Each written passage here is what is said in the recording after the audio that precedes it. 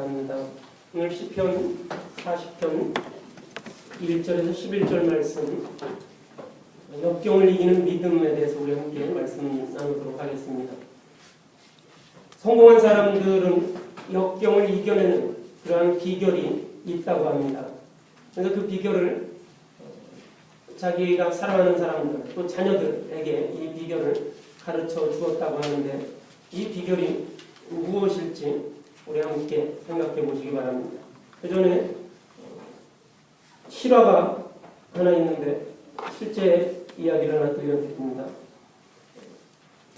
어느 늦은 밤에 밖에는 비가 많이 내리고 너무 비가 세차게 내리는 이런 늦가을 추운 그런 계절에 새벽 1시경에 노 부부가 호텔에 찾아왔다고 합니다.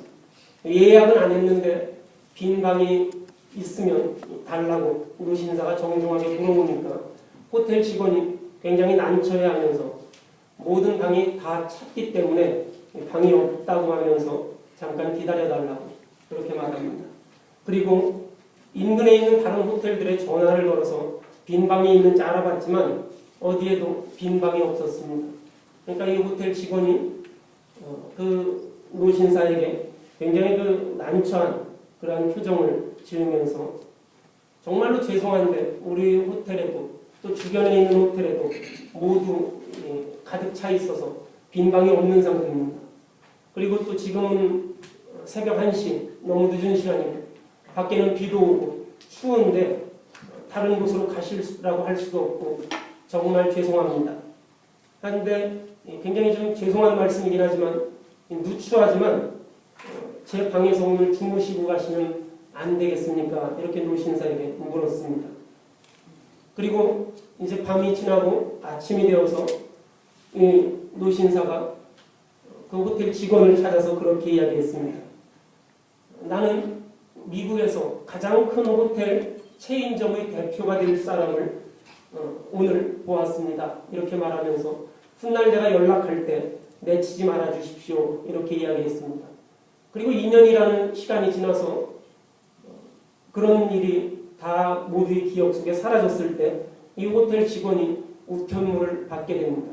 등기로 우편물을 받는데 뉴욕행 왕복 비행기표 그리고 초대장이었습니다. 초대장에는 뉴욕에 있는 아주 호화롭게 지어진 한 호텔이 있었습니다.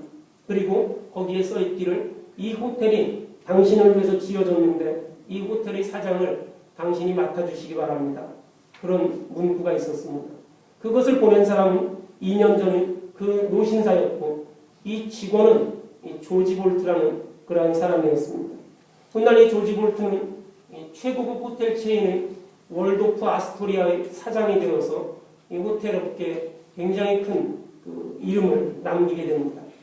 한낱 시골의 직원이었던 그 조지 볼트가 그렇게 큰 이 호텔의 사장이 되고 또 CEO가 되고 이렇게 할 수 있었던 것, 바로 이 조지 볼트의 그런 친절함, 이것이 아닐까 그렇게 생각을 해봅니다. 저도 목회를 하면서 여러 사람들을 만나게 되는데 많은 사람들 중에 간혹가다 성인임에도 어린아이와 같은, 아직 어른이 되었는데도 그 성정이 어린아이와 같은 그러한 분들을 만나게 될 때가 있습니다. 그럴 때는 굉장히 좀 안타까운 마음을 갖게 됩니다. 성인인데도 어린아이와 같은 것, 어떤 것입니까?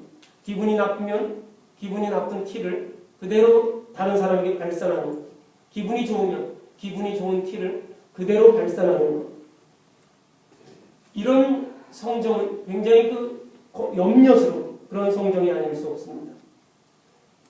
조지 볼트는 그가 적은 그러한 대우를 받고 아주 그 가장 좋지 않은 그런 상황에 있었지만 그는 언제나 손님을 향한 그러한 친절, 미소, 또 얼굴에 나타나는 미소와 친절뿐만 아니라 손님에 대한 자기의 정성, 자기의 마음, 이것을 늘 가지고 있었기 때문에 그것이 빛을 발한 겁니다.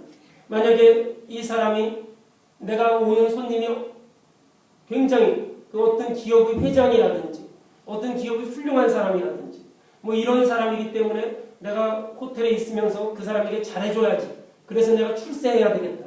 이런 마음을 가졌다면 아마 그렇게 하지 못했을 겁니다. 그 성품이 어떤 어려운 때에 있든지 또 어떤 고난에 있든지 남을 사랑하고 남을 배려하는 그 마음이 있었기에 이러한 일들을 해낼 수 있었다고 그렇게 생각합니다. 우리 인간이라는 단어에는 사람인자 그것이 있습니다. 우리가 잘 아는 것처럼 두 사람이 서로 기대는 것 이것이 인자입니다. 그리고 간이라는 글자도 인간들 사이의 관계를 의미합니다. 성경에 나오는 이 성경의 원문에 보면 인간을 안드로포스라고 그렇게 말합니다. 그 안드로포스라는 말은 남자를 가리키는 아네르와 눈으로 본다는 옵스라는 두 단어가 합쳐진 것이 안드로포스입니다. 그래서 사람이라는 그 글자는 남자라는 글자와 누군가가 쳐다본다는 글자, 그래서 두 글자가 합해진 것입니다. 이것은 관계를 이야기하는 것입니다. 어떤 사람이 있고 그 사람을 지켜보는 눈이 있다는 것입니다. 이 사람과 사람의 관계, 이것이 얼마나 중요한지를 말해주고 있는 것입니다. 다섯 유영모 선생님이라는 분이 계셨는데 그분이 그런 말을 했습니다. 삶이라는 단어에 대해서 풀이를 합니다. 그러면서 이분이 삶이라는 것은 사람이 모이면 삶이 된다고 그렇게 말했습니다. 삶이라는 글자를 뜯어보면 이 사자 밑에 리을과 미음이 있죠. 사자 밑에 리을과 미음이 있습니다. 그래서 그것을 풀어보면 사람이라는 그러한 뜻이 됩니다. 그래서 이 삶을 사람으로 해석했습니다. 그래서 삶이라는 우리말도 사람 사이의 관계를 나타내는 것입니다. 이 세상에 단 한 사람만 살게 된다면 우리 삶에 대해서 그렇게 신경 쓸 필요가 없을 것입니다. 제가 제 친구에게 물어봤습니다. 그냥 이렇게 모든 삶이 다 똑같다고 생각하고 뭐 이렇게 자동차도 있고 비행기도 있고 문명이 다 있다고 생각하고 당신은 혼자 지구에서 사는 게 좋을까? 아니면 이렇게 여러 사람 60억이 같이 사는 게 좋을까? 이런 뭐 호텔도 있고 모든 것이 다 굴러간다고 생각을 하고 너 혼자 사는 게 좋은가? 60억이 다 같이 사는 게 좋은가? 물어봤어요. 여러분이라면 어떻겠습니까? 이게 다 문명이 다 있다고 생각하고 혼자 사는 게 좋겠습니까? 60억이 사는 게 좋겠습니까?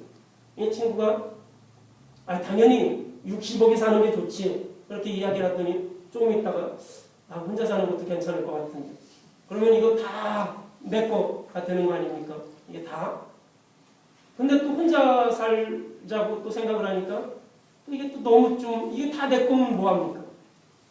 나 혼자 달나라에 가서 달나라 다 내 거다 이러면서 살면 또 뭐합니까? 또 그건 또 아닌 것 같다. 그럼 또 같이 살까? 또 그건 또 좀 아닌 것 같은데 이러다가 그런 쓸데없는 소리를 나한테 물어보지 말아라 이렇게 마무리를 짓더군요. 우리가 사람이라는 것, 다른 사람과 내가 살지 않고 나 혼자 산다면 삶에 대해서도 우리가 신경 쓸 필요가 없을 것입니다.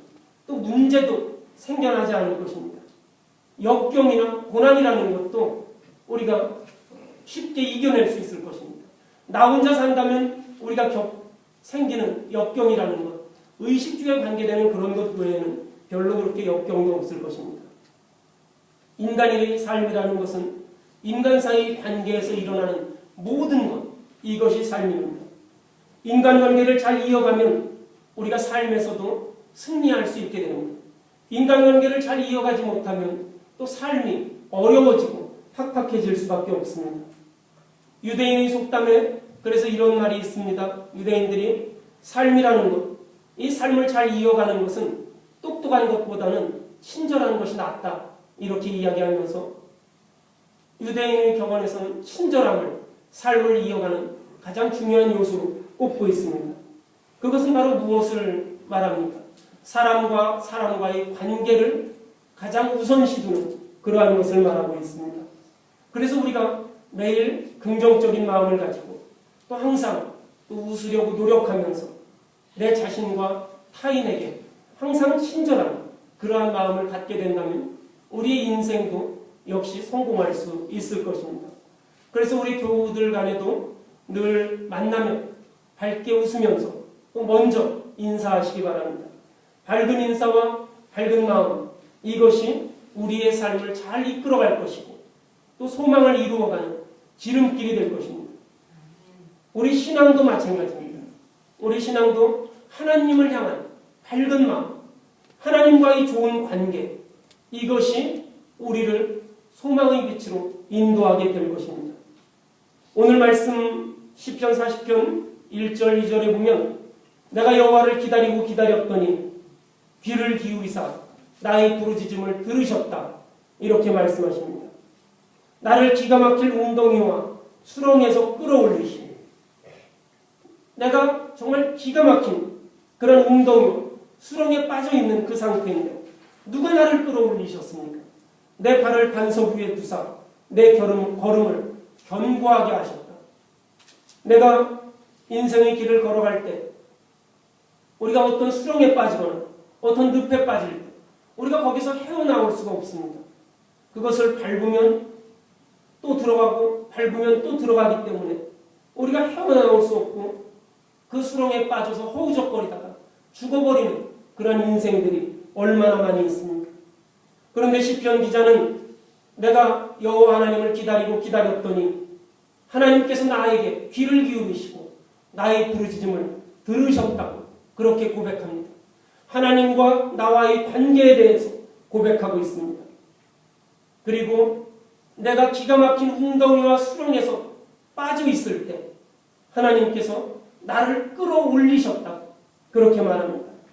내 발을 진흙과 같은 그 수렁에 둔 것이 아니라 반석 위에 두어서 내 걸음을 옮길 때마다 견고하게 하셨다고 그렇게 말합니다. 기가 막힌 웅덩이와 이 수렁은 사방이 막혀서 도움을 구할 손길조차 없을 때 전혀 기대할 수 없는 그러한 절망, 이 구덩이를 말합니다. 이제는 다 끝났다고 생각했을 때 하나님께서는 우리가 상상하지 못할 방식으로 우리를 구원하십니다. 우리가 상상하는 것은 어떤 것들입니까? 그저 내가 상상하는 것은 사람의 생각을 벗어나지 않습니다.